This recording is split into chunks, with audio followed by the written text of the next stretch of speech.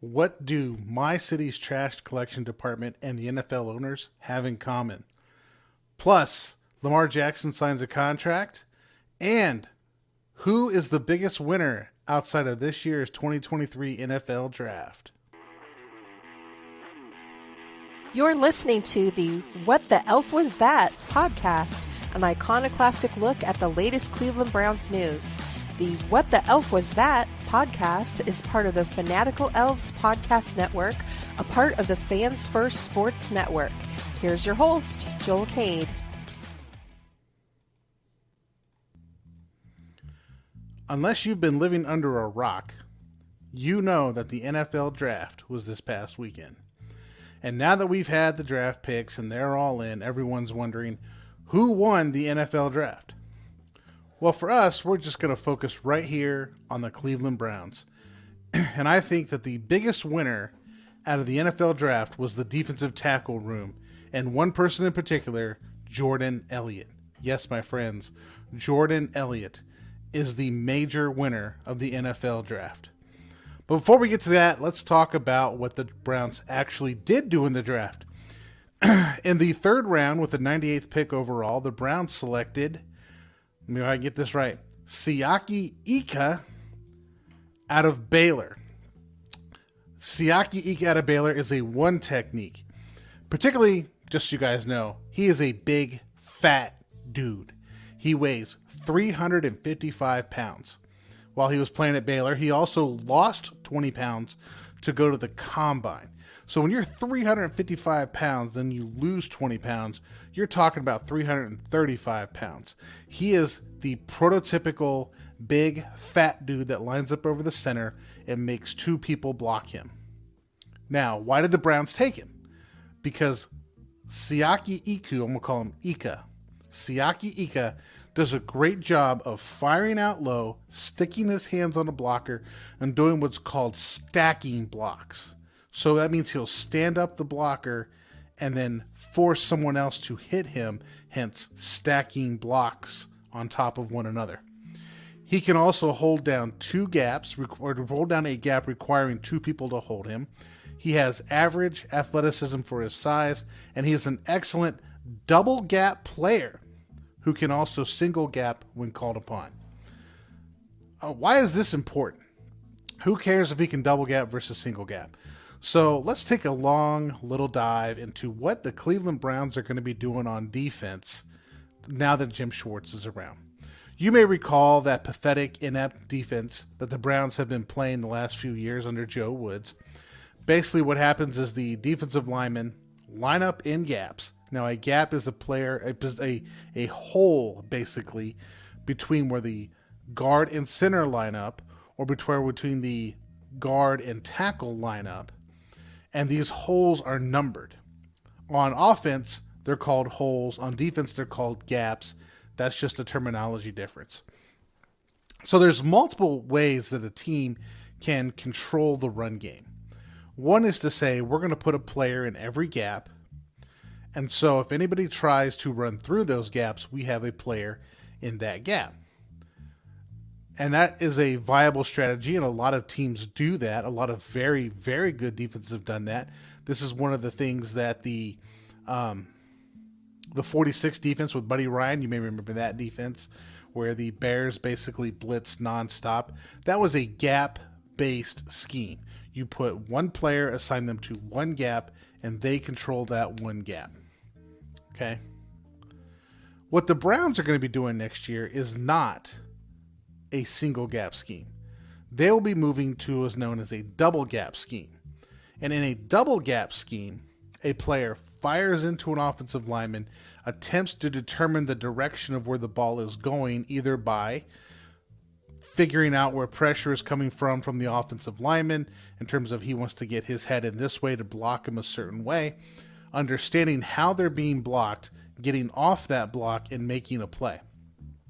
When you take this approach to defense, here you have all the defensive linemen identifying the blocking scheme and everyone running to a particular spot. So what you have out of double gap schemes are a person who may line up, say, over a guard, but they're responsible for the gap between the center and the guard and the tackle. At the same time, the defensive end may be responsible for the gap between the center or the guard and the tackle and the outside to the sideline. So the double gap scheme, it's a little bit more difficult, or a little different challenge, because you don't just have players running in trying to grab somebody or tackle somebody. You have players who fire in, attempt to identify the scheme, and then run to where the ball should be based on the blocking scheme of the offense. Both have their advantages. The single gap is an attempt to generate pressure and an attempt to disrupt. The double gap scheme is more of, at least traditionally, the double gap scheme has been more of, let's read, react, get to the ball, and make the play. Modern NFL teams like to have that disruption because they feel that it puts offenses behind the ball, which is behind the chains, which is why you have a lot of single gap schemes. But the Browns, particularly Jim Schwartz, likes to run a double gap scheme that attempts to pressure. So what they'll do is they'll fire into the lineman, figure out what the scheme is, and then attempt to come upfield off the block. And this little adaptation now creates for a more effective run defense, as opposed to identifying the scheme and running to the gap. We're running into the backfield to see if we can disrupt. So the Browns now are starting this double gap scheme with Jim Schwartz. Side note, for those of you who tell you that a 3-4 versus a 4-3 is inconsequential, that all NFL defense is about stopping the pass, those PFF guys, they'll give you this garbage, right? Just look at the PFF guys and say, have you watched the Browns play the last 3 years?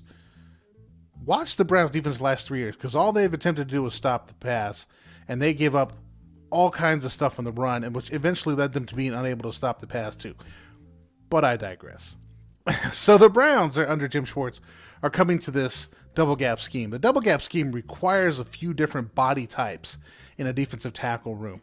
You need that big, fat dude in the defensive tackle room. So the Browns addressed this initially by bringing in Dalvin Tomlinson. Dalvin Tomlinson, 315 pounds, plays the one technique, which is the outside or inside shoulder, depends on where the strong side of the offense is, of the center. So they're not lined up directly on the center, they're lined up on the center shoulder. Okay, a zero technique is when you're lined up directly on top of the center. They bring in Dalvin Tomlinson to play that role. Now, in the draft, they drafted Siaki Ika to play that exact same role. So now the Browns have two big, fat dudes who are there to play the 1-0 technique. Now, why is this important? Because even Kevin Stefanski admitted in a recent press conference, actually it's an interview after the the draft that you can find on clevelandbrowns.com, that last year the defensive front played in a way that was completely disconnected from their linebackers. The linebackers and the offensive line front, meaning the linemen, need to play together. So if a team runs a single gap scheme and you have 4 down linemen, they take 4 gaps. Well, there's going to be 2 or 3 extra gaps, and those linebackers need to fill those gaps. That didn't happen last year. Okay. This year, the Browns are going to run a double gap scheme. And the double gap scheme also helps linebackers to be protected so they too can read a guard or a center or a tackle and flow to the hole and to then just basically smother the lineman or the running back in a hole. But last year, the defensive linemen shot gaps, linebackers tried to read. It just was a big combobulated mess that nobody knew what the other person was doing, and it really looked like a big, giant, disorganized mess on the field. Schwartz is going to put an end to that big, disorganized mess. And now that you have a double gap scheme that's going to work with linebackers, you have to have defensive linemen, particularly defensive tackles, that can occupy space, occupy more than just space, but occupy blockers. And now you have Tomlinson and Siaki Ika that can do that. But beyond that position, you need to have what's known as a 3 technique. Now, this is the person that lines up on the outside shoulder of an offensive guard. But they do something different than what a 1 technique does. A 3 technique is more of a slender bodied person. They can still weigh 300 pounds, but they're not the fat dude. They're more of a slender, athletic, long-armed player that attempts to control the B gap, okay? But is also there to disrupt. You want an athletic person that can use their hands, that in a gap system can shoot through a gap, but in a double gap system can once again also take on 2 blockers.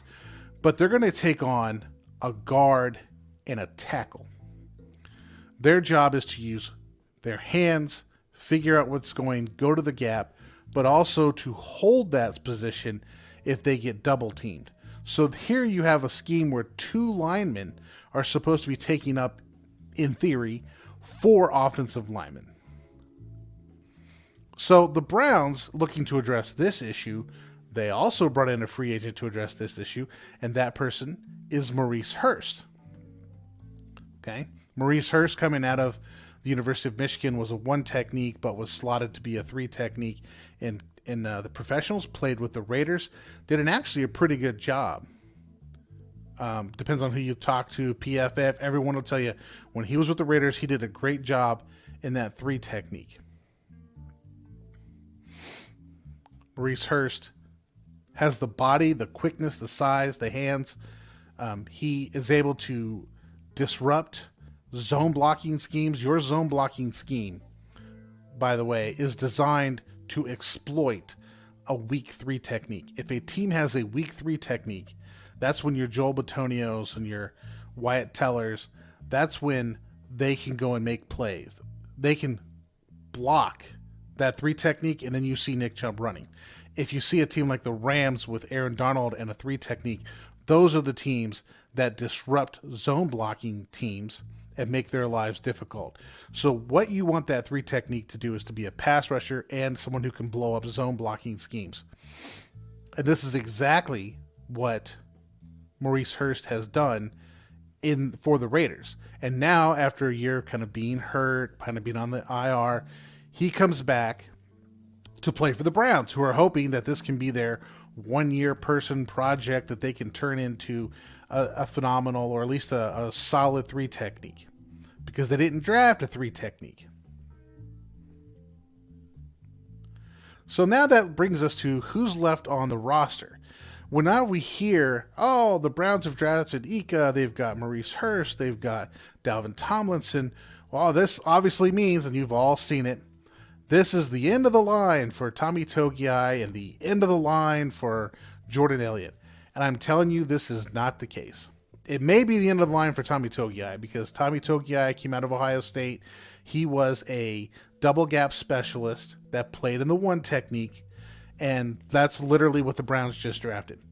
The problem with Togiai isn't that Togiai isn't strong, because he's super strong. I think he had 40 reps on the bench press at the combine.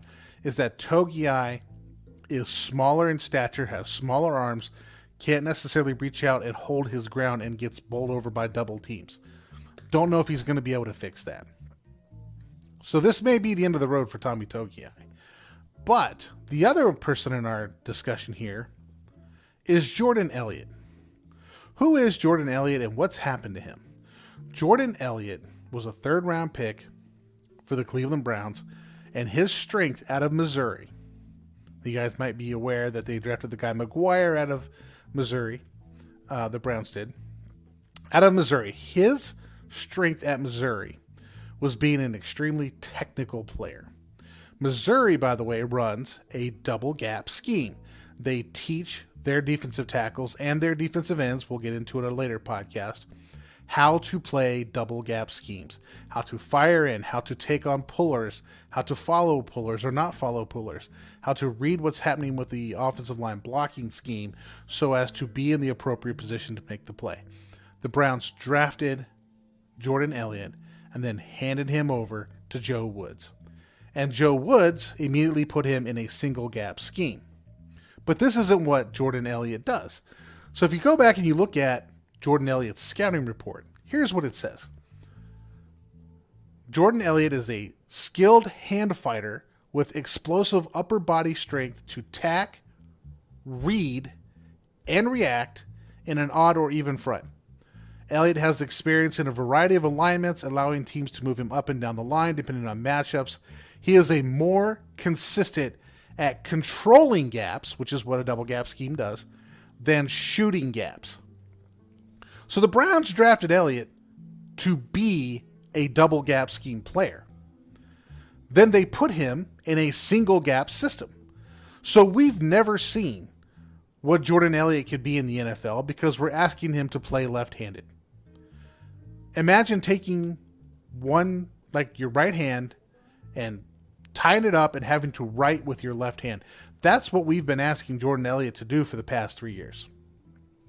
He was drafted as a 3 technique with great hand fighting skills, great leverage skills, can stack blocks, shed blocks, has great balance. But we've been playing him in a gap scheme. Also, to point this out to be worse, we've been playing him in a 1 technique. Joe Woods has been lining him up over centers in a 0 and a 1 technique, and that's not what he does. That's not who he is. Jordan Elliott is a 3 technique player. Now, good for Jordan Elliott, he has a coach who will understand and appreciate his skill set.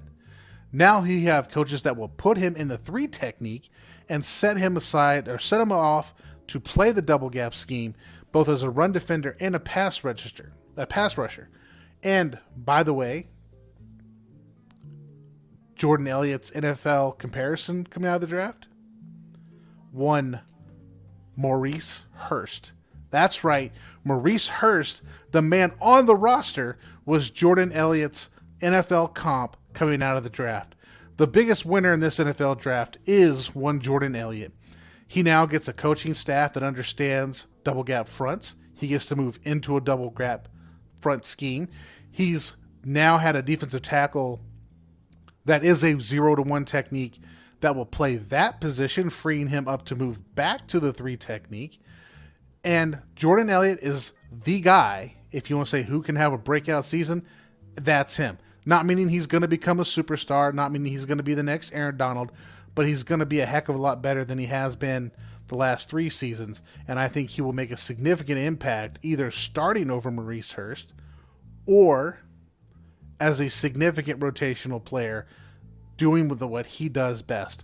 So now that the Browns have an actual defensive coordinator that actually understands how fronts work, players like Jordan Elliott, who've been kind of drafted, put in the defensive tackle room, we're not really sure what to do with them, don't really have a plan for him. There's going to be a plan for him. So Jordan Elliott, you won the draft. Good for you, buddy. Now it's time to double gap your way into the starting lineup. And with that, we have to take a quick break to pay our bills because we are a podcast that pays our bills. So see you on the other side. We're going to talk about the AFC North, and we're going to go around the NFL and see what's going on.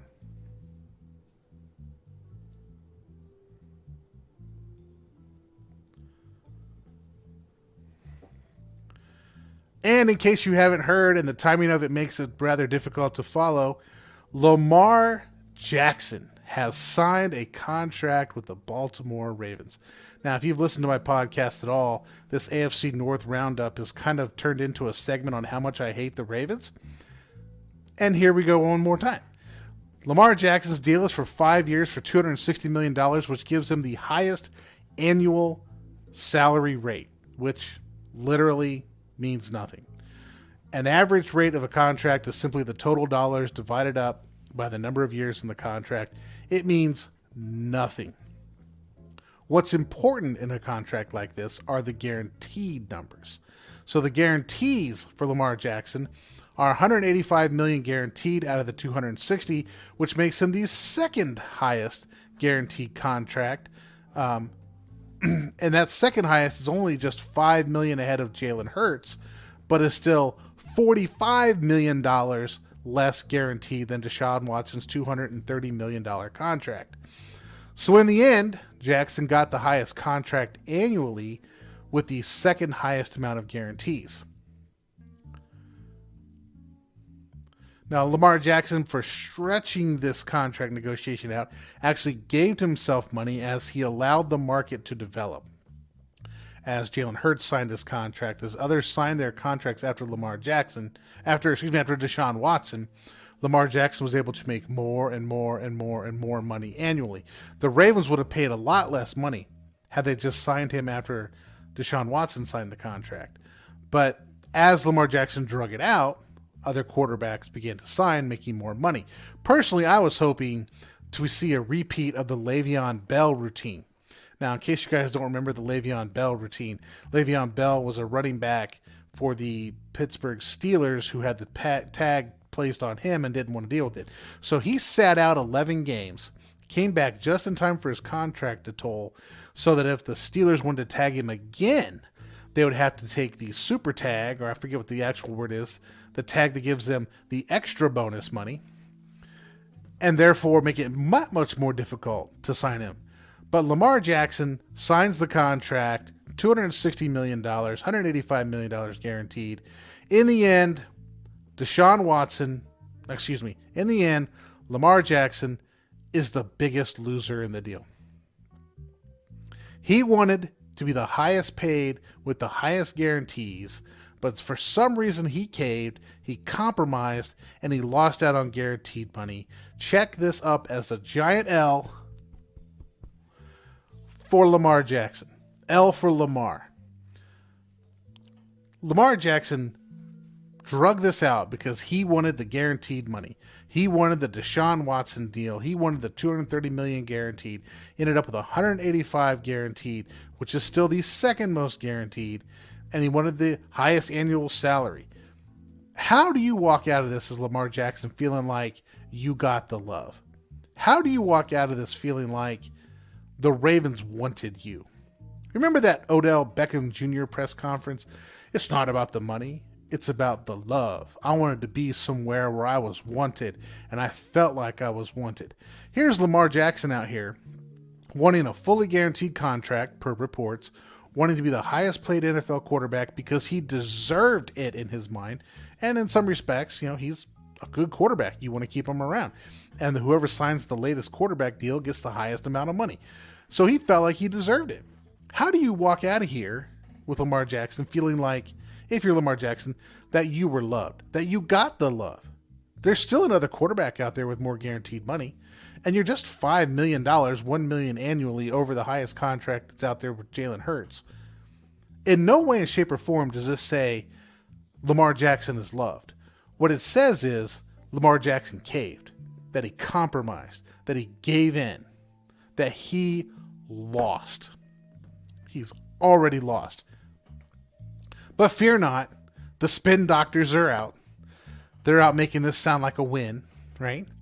So you've got Mike Sando of The Athletic, and I'll just read you this quote. This aspect is a win for league owners, but it isn't as much of a loss for Jackson and other quarterbacks as it might appear to be, right? The owners won, but Lamar Jackson really won too, right? That is because, quote, that is because quarterbacks, more than players at any other position, tend to collect their non-guaranteed money anyway. Starting caliber quarterbacks are difficult to replace, so teams hold on to them, paying out tens of millions even when those quarterbacks are underwhelming, unquote.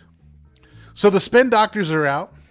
Yeah, Lamar Jackson didn't get all the money he wanted guaranteed, but it doesn't really matter because quarterbacks tend to get their money anyway. Guaranteed contracts, not a big deal.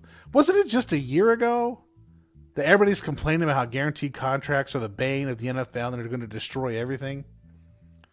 And now we have people writing that guaranteed contracts, it's not really a big deal because NFL players get their money anyway. Guaranteed, not guaranteed. Owners pay this stuff out. It's not a big deal. Lamar Jackson really, he did a good job. He did a good job. You got these talking heads defending these greedy owners, the Borg. All they want is your money. Resistance is futile. Give me your money. The Borg have come out and redefined the market. They have effectively colluded against Lamar Jackson. And now you're going to tell me and everyone else that reads The Athletic that Lamar Jackson, it's okay because he's going to get his money even though he didn't get a guaranteed contract. Let's just advocate for the Borg to bully around players and not give a rear end about anything that the players do. And here's Mike Sander of The Athletic, the talking head for the NFL Borg, aka the ownership group. Speaking of the Borg and how messed up the NFL is, I have a story about the Borg. Where I live, in a small town in Ohio, we were once issued trash receptacles. You may be familiar with this. They give you this big bin, you throw your trash bag in it, you put it out there for the trash, and the trash guy come with their truck and they throw it in the truck so the people don't have to hurt their backs and stuff. So we got these things. And back in the day when between my wife and I were remarried and we had children from previous marriages, we're raising 6 kids together. I went to the city and I asked for a larger trash receptacle because 8 people in a house create a lot of trash. And I talked to them and I said, hey, I'd like to have a bigger trash receptacle, right? We take a lot of trash. And the person behind the counter looked at me and said, we have smaller trash receptacles to encourage people to use less trash. This really took me aback for a second. Wait a minute, you're going to tell me that if you give me a smaller trash receptacle, that I will somehow magically use less trash? I'm just stumped. I'm dumbfounded. If you give me a smaller trash receptacle, I'm going to magically use less trash. Okay. I convinced them to give me a larger trash receptacle because they're out there, but they said, if we give this to you, you're going to have to pay an extra amount every month on your trash bill. I said, fine, I'll pay the extra amount. Just give me the larger trash receptacle so I can throw away my trash. Folks, this is exactly what the Borg, the NFL owners, are doing to you with NFL Sunday Ticket. That's right. For those of you who are like me, we live outside of the official team market of the team you follow. I don't live in the Browns market. I'm just a huge Browns fan. So if I want to watch Browns games on Sundays, I have to purchase NFL Sunday Ticket. And NFL Sunday Ticket is outrageously priced. DirecTV outrageously priced it.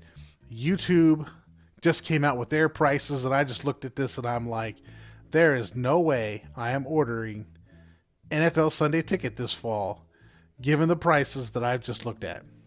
It's just not going to happen. And why are NFL Sunday Ticket prices so high anyway? Why does it cost so much? When you can go to MLB TV, right? Major League Baseball TV. You can, for $130, purchase a package, $139.99. You can purchase a package that will allow you to see every single Major League Baseball game except for the ones in your market. Okay, NFL Sunday Ticket is the same way.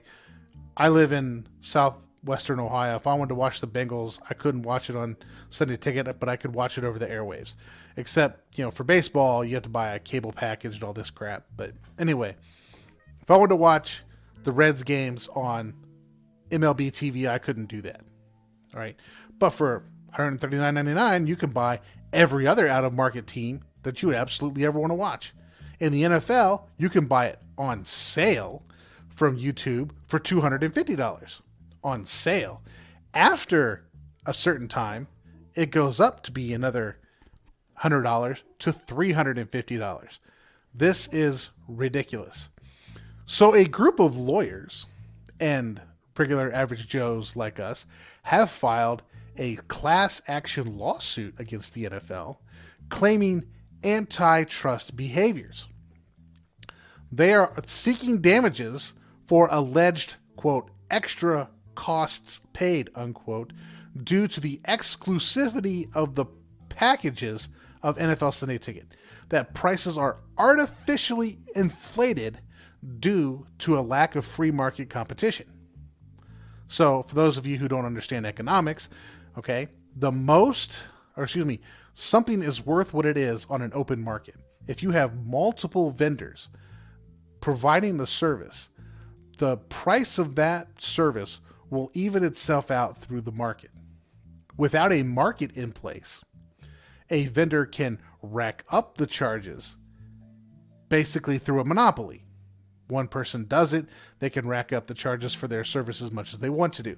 So there are a group of people saying the NFL is basically a monopoly when it comes to NFL Sunday Ticket, that they're artificially inflating the prices because there's only one vendor out there offering the service.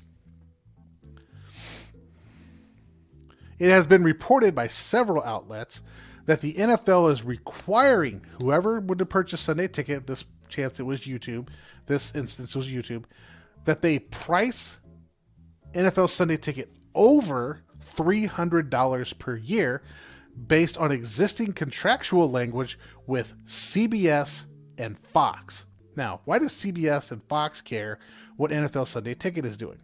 Well, CBS and Fox are the stations, the networks that hand out local television games.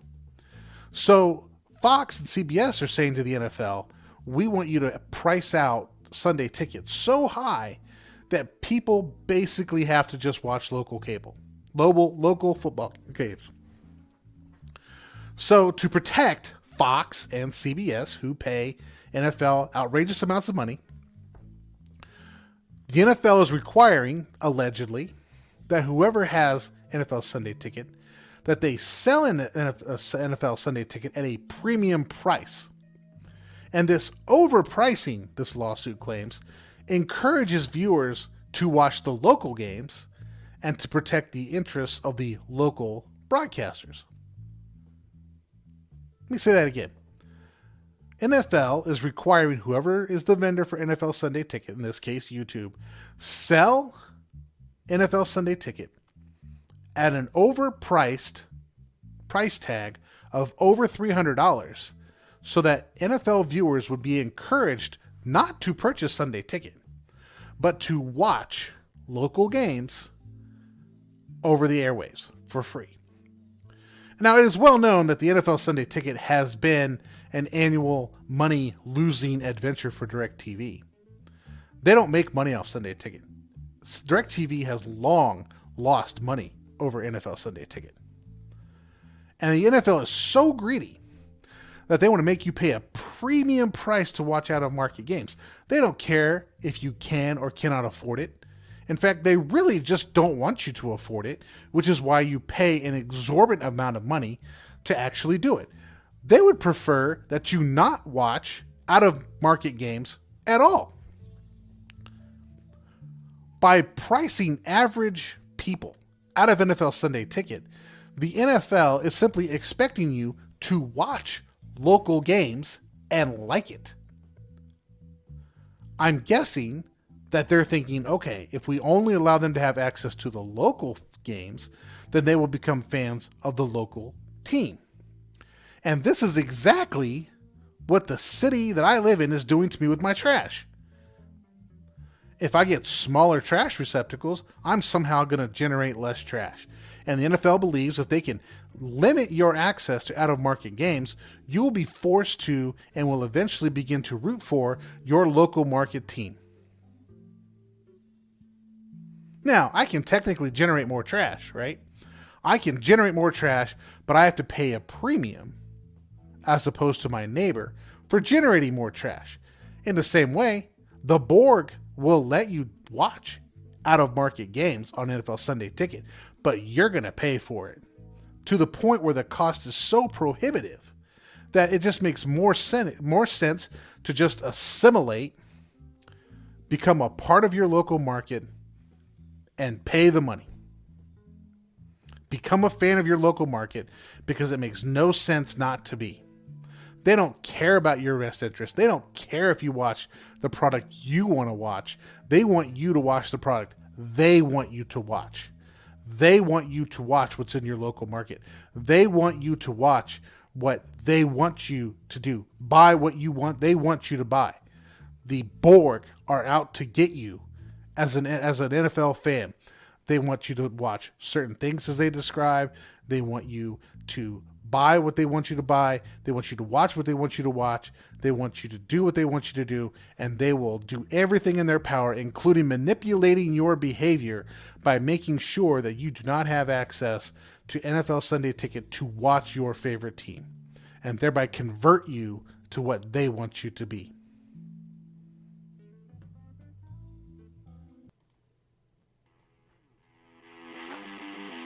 That's all for today, folks. To the What the Elf Was That podcast. Please like, subscribe, and tell all your friends to give a listen. You can follow host Joel Cade on Twitter at The Left Guard.